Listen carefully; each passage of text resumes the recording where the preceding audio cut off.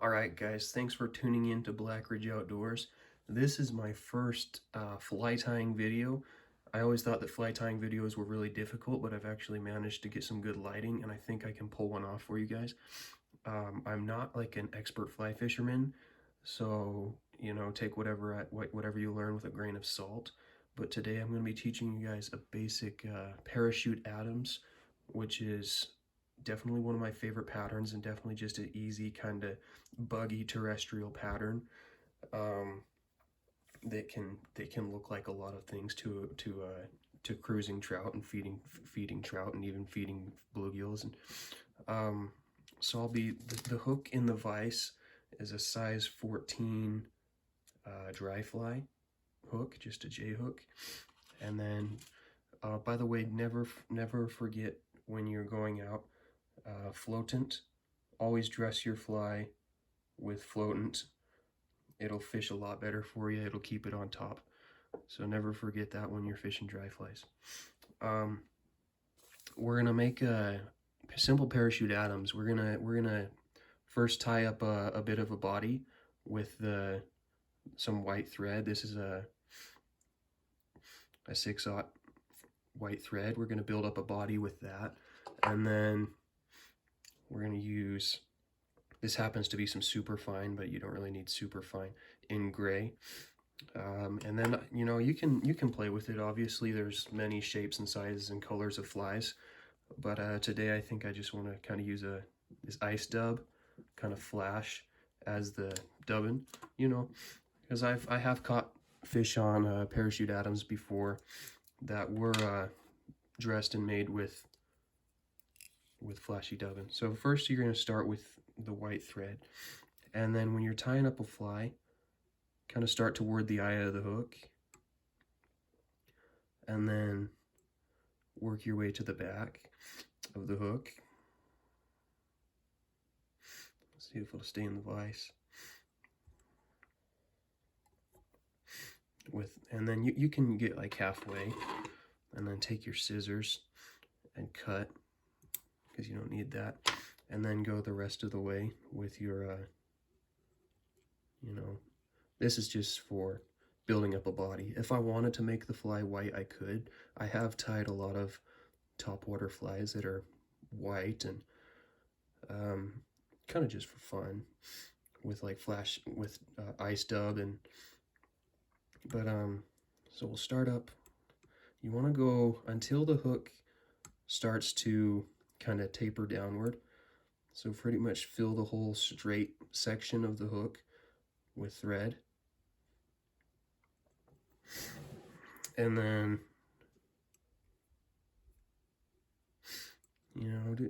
you can build a fly as big or small as you want to.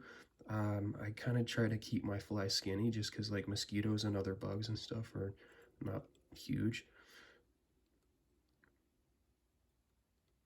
So we'll try to keep this video under 15-20 minutes hopefully, but tying a fly can take some time, and this is a fairly simple pattern. But like I said, I'm kind of new, so it might still take a little bit. So that's a few times around that hook body. And then what you're gonna want to do is take, if you don't really know how to whip finish or anything, I just use, this is a pen, like the ink cartridge from a pen. And then you're gonna put a loop in there. And this is the same process you'll use for finishing the fly. And then just slide that over the eye. And you can do that 3 or 4 times to be safe. Probably don't need to do it much more than twice, but I usually do it about 3 or 4 times. And after you've kind of anchored that thread, now that you've made those whip finishes, that thread is going to be staying in place. Next, I'm going to move to the super fine gray thread. Same exact process. Pull some thread out to get started, and then start from the eye of the hook, and then work your way to the back.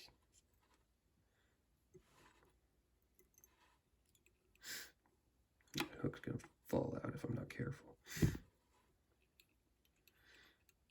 just tied up a fly earlier. It didn't really turn out that spectacular. Actually, I'll just show you real quick. This is the fly I tied up earlier.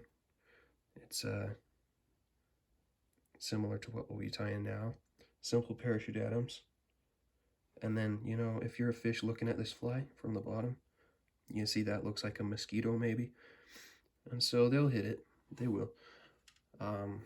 One of the things you want to try to figure out when you're tying flies is the color. The color that you're going to want. I'll get this tag end clipped. Because color and size, you know, are not always like the most important things you can have in a fly. I always hear that shape is overall the most important thing you can have in a fly, like size and shape, and then how it's presented. But color can play a part too. That's why I'm kind of trying to make this fly like a gray fly, but it's going to have the white ice dub, which hopefully won't stand out too much against this gray. Just this season, I've caught a trout on, caught a big cutthroat trout on a parachute Adams, just like one of these, that was tied with some ice dub. So I definitely am an advocate of like flashbacks and like ice dub and things like that. So you want to stay away from the eye of the hook. Because if you crowd the eye of the hook, you're going to have a hard time, really hard time finishing the fly. But I think we can go a little further back on this one. Like that. Okay. And then I like to just leave it right there at the back. Looks like we got a little straggler of some sort. Maybe we can get that out.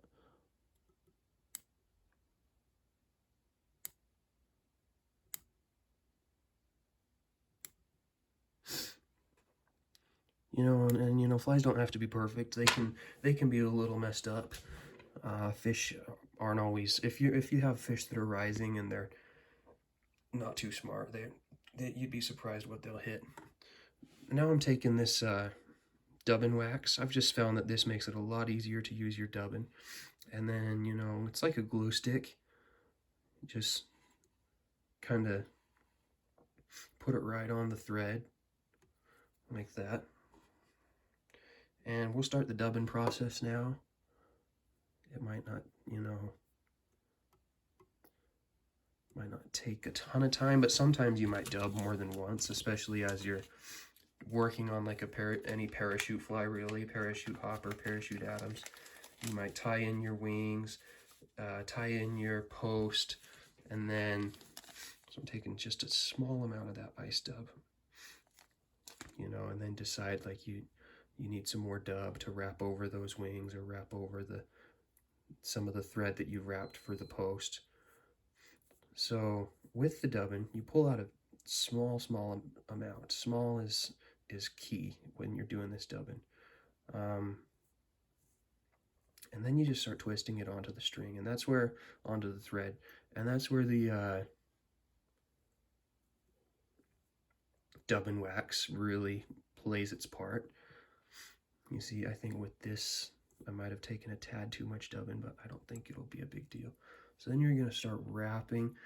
When you're making any fly, the front section of the fly toward the eye of the hook is going to be a little bit bulkier, and then you want that body to be tapered. That way it kind of looks like the, you know, the body of a bug. And so now we've got that right there. I'm gonna wrap over a few more times because I don't want that ice dub to be like the overkill. I just want it to be enough flash, you know. So on camera it looks really bright, but it's actually kind of a dark gray with just some flash. And then I'll wrap about halfway back up the hook and add a little bit more bulk to the front section of the fly. Same process. You're just going to take your dubbin wax and put it right on that thread.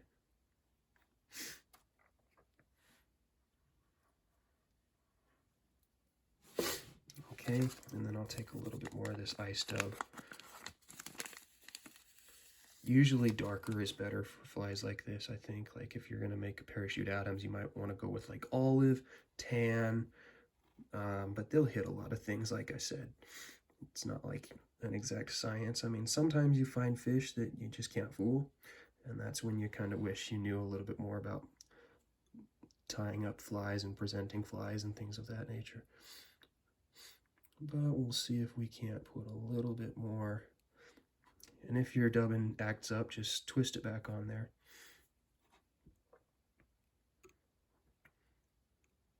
Okay, so you may have noticed my fingertips have a little bit of ink on them. That's because I'm using hackle that's white, and I'm coloring on the hackle with a permanent marker to turn it black. I think black is a better color for hackles. So now what you're gonna do is polypropylene yarn is the next step in this fly. There's different colors of polypropylene yarn. Today, right now, I'll just use orange, but you can use orange, white, pink, yellow, green.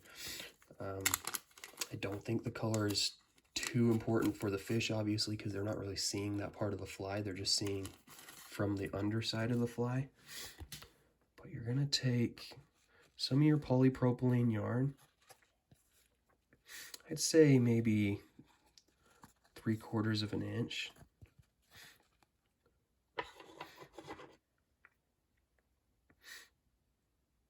Cut that off like that. And then to make this polypropylene yarn work better for you, just wet your fingers with some saliva and get that polypropylene yarn wet, and it will lay down. And then that'll help you tie it on. So now take the polypropylene yarn and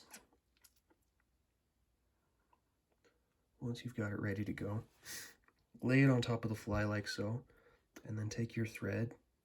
You want it like probably the first third of the fly, about 1/3 of the hook length back from that eye, to start tying this in.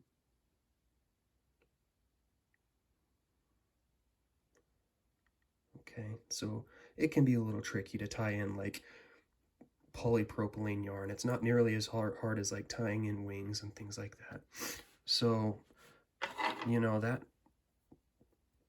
let's see, you're gonna imagine where it's gonna come up. I actually don't like that, so I'm gonna try to tie it a little more to the front end of the fly. Okay.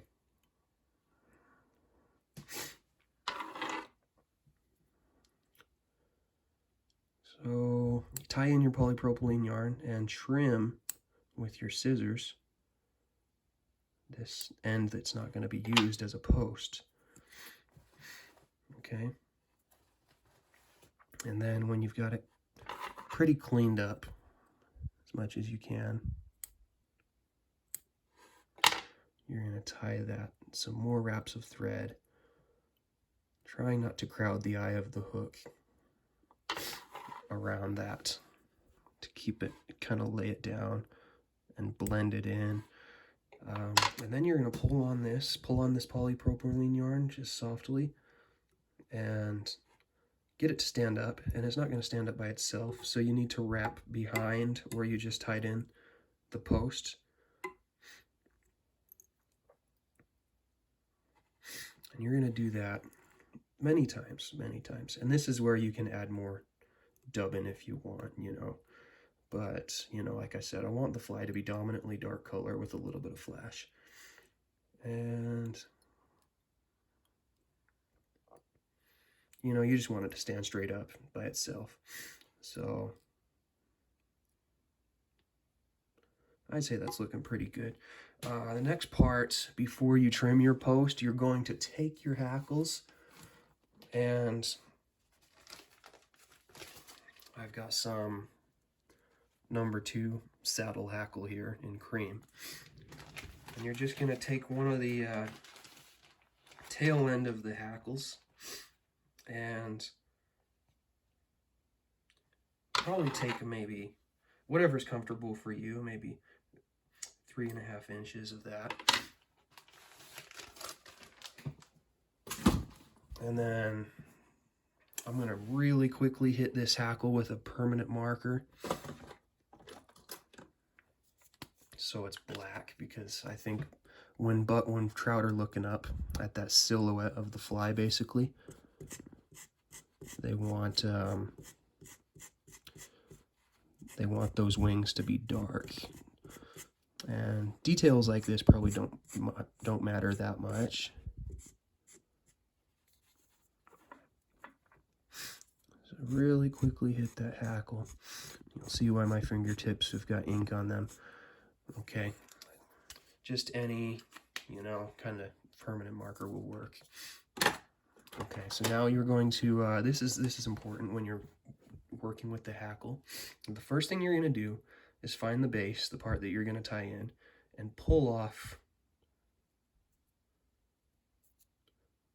those fibers so that you have a stem.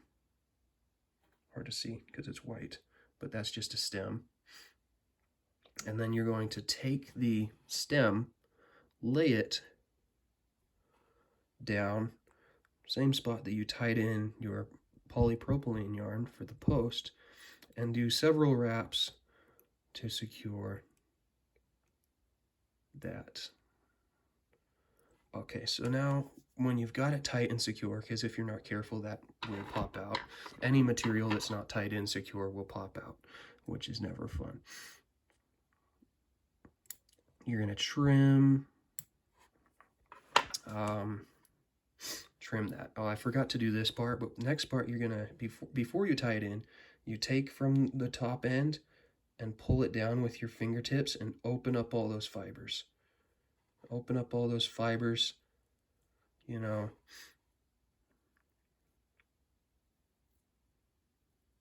because when you do your wraps, that's what's going to turn into the wing. So you open up all those fibers, wings, legs, whatever. So now those fibers are open. You're going to see which way the hackle wants to go, and you're going to start wrapping. So I think it's going to want to go this way. You wrap it around the post.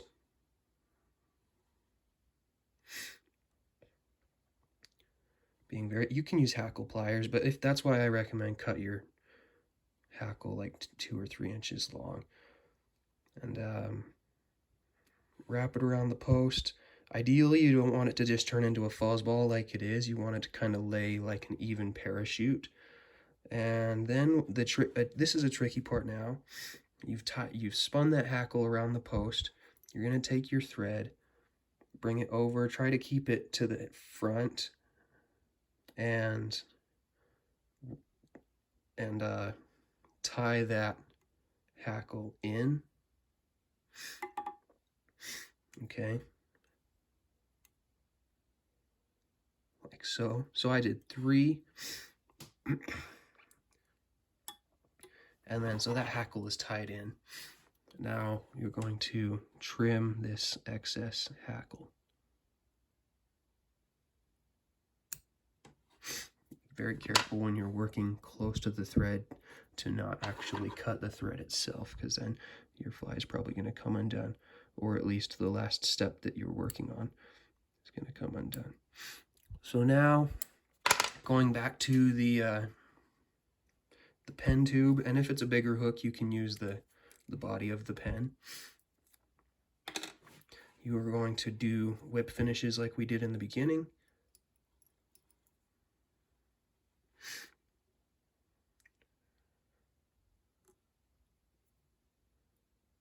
There's 1. I do 3 or 4 like I said in the beginning. 2,